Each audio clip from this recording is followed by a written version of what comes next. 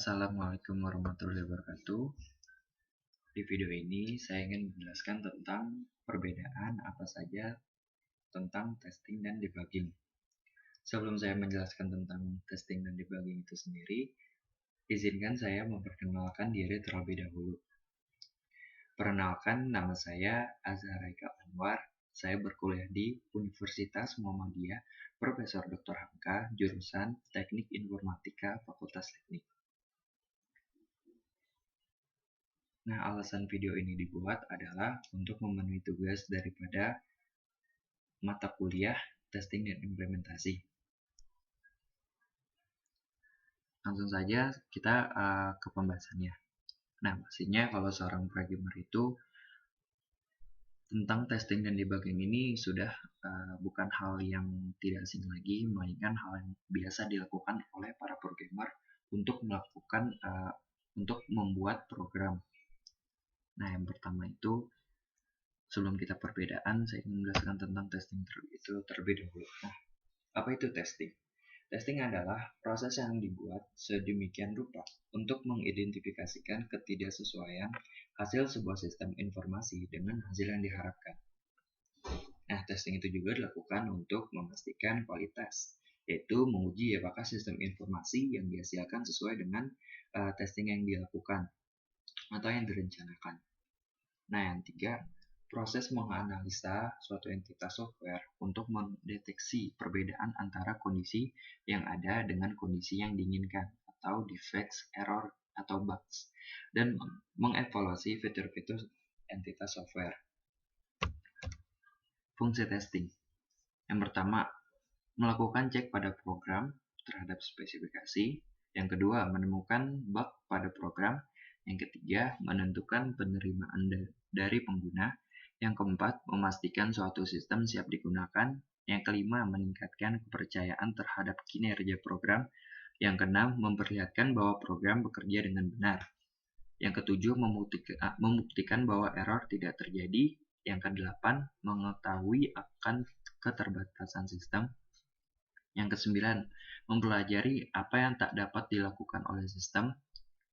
Yang kesembilan, melakukan evaluasi kemampuan sistem. Yang kesepuluh, verifikasi dokumen. Dan yang terakhir adalah memastikan bahwa pekerjaan telah diselesaikan. Nah, fungsi testing ini, seperti yang saya jelaskan di awal, testing ini dilakukan untuk menguji program yang telah dibuat oleh para programmer. Nah, kita masuk ke debugging.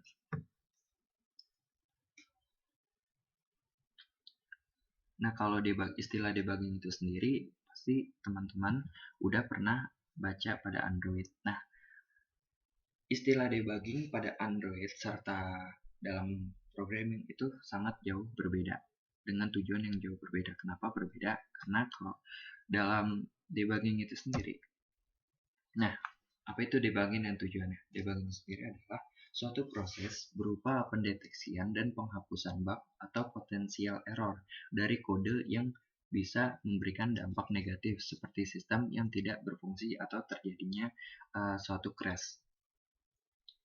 Bagian utama dari proses debugging yaitu pembersihan bug. Makna bug itu sendiri adalah sebuah bagian dari program yang mengalami cacat atau kesalahan. Jika bug ini dibiarkan untuk waktu yang lama, maka menyebabkan program tidak akan berjalan dengan baik. Bug itu bisa muncul akibat kesalahan yang datang dari desain program dan juga source code yang dipakai para programmer. Lewat proses debugging inilah para programmer bisa mengecek apakah suatu sistem sudah bebas dari bug tersebut atau tidak.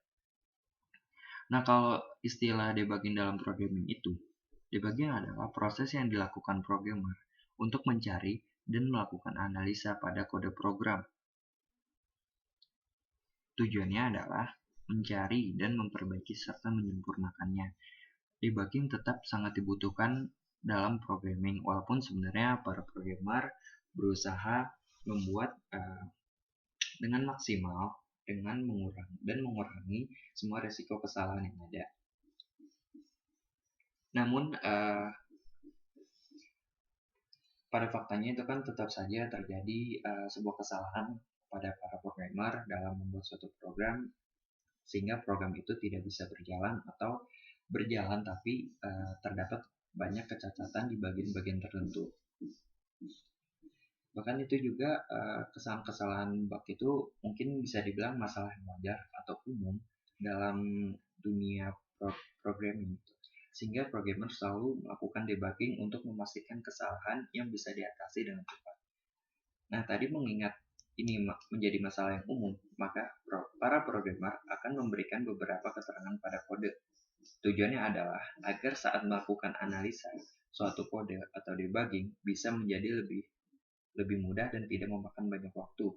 Selain dengan cara memberikan keterangan pada setiap tahapan pada program, para programmer biasanya juga membuat catatan pribadi. Jadi, bagian-bagian apa saja yang sekiranya bakal muncul debugging. Nah, para programmer itulah untuk menandai sekiranya kalau memang terjadi cacat pada tahapan tersebut, para programmer bisa cepat menanganinya.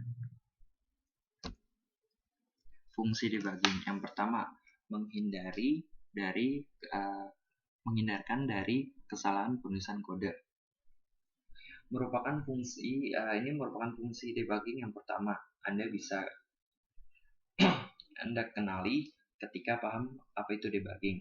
Nah, jadi fungsinya itu adalah bisa menghindari terjadinya kesalahan saat penulisan kode suatu program. Kenapa? Karena salah satu huruf saja atau salah satu kode program itu bisa menyebabkan fatal kepada program di bawahnya.